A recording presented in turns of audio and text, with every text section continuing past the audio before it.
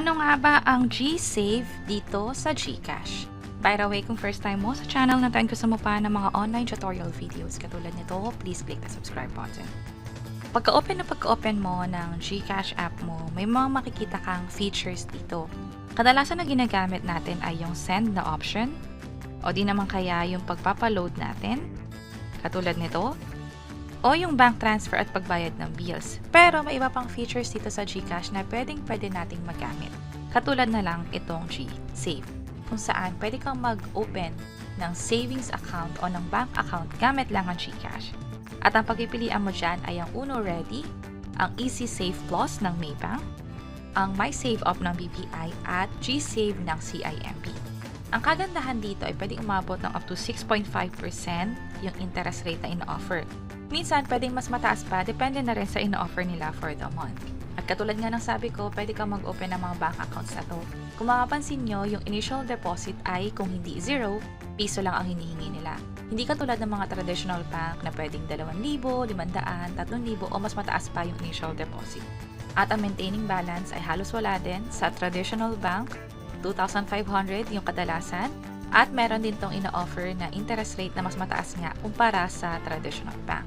So kung interesado kang mag-open ng bank account na insured ng PDIC, up to 500,000 pesos, ang alam ko tinaas na to naging 1 million pesos na, and also regulated din ng Bangko Sentral ng Pilipinas, pwede ka na mag-open ng mga bank accounts ito sa GCash. Halimbawa, pwede mong i-tap yung nagugustuhan mong bangko. Pwedeng ang CIMB na nag-offer ng mataas na interest rate katulad nito, and then i-tap mo lang tong open savings account at mag-register lang, sundin lang yung mga proseso, yung mga requirements katulad ng valid ID para makapag-open na ng bank account. Pwede rin naman yung iba pang bangko katulad ng Maybank kung saan nag-offer sila ng free insurance at libreng withdrawal.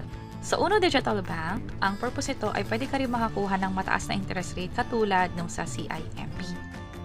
At para nga makapag-proceed, pwede ka nang mag-tap ng Apply Now dito.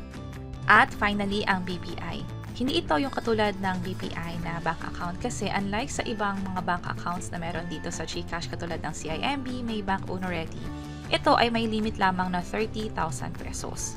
So yun yung tatandaan ninyo, pag-isipan nyo muna kung gusto nyo ba itong i-open. Pero the rest, yung Uno Bank, Maybank, CIMB, wala itong limit at insured nga ito up to 1 million pesos ng PDIC.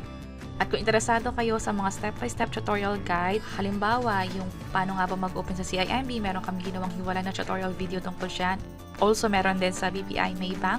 Pwede nyo nang explore yung page or channel namin. Sana makatulong. At kung ready na kayo mag-open ng bank account, pwede na gamit lang ang GCash app ninyo. Sana nakatulong tong video na to. Kung pakiclick ang like button at para sa iba't ibang mga tutorial videos, pwede nyo i-check ito nasa baba. Sana makatulong and see you sa mga next videos. Bye-bye!